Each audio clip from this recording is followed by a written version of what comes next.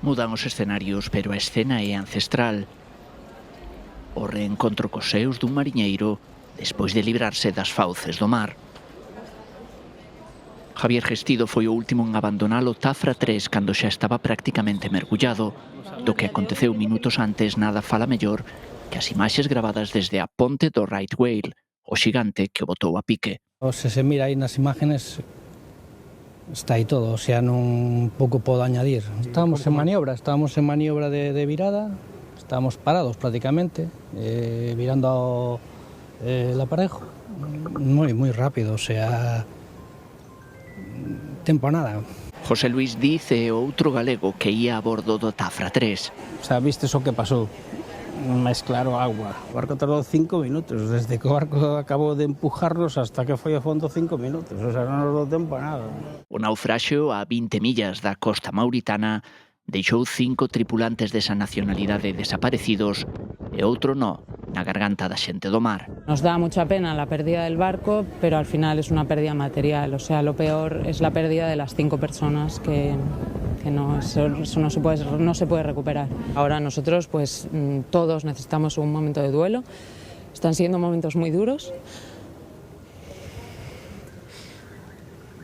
O Right Whale é un buque factoría lituano de 105 metros de eslora e despraza case 6.000 toneladas, abondo para arrastrar como unha cortiza un barco 3 veces máis pequeno.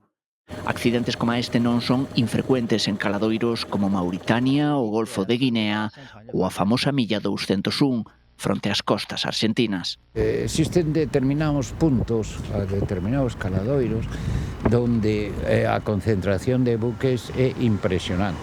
Estamos a falar máis de 500 barcos na época da Zafra que están xuntos, pegados uns aos outros, barcos de bandeira china ou de bandeira de Vietnam,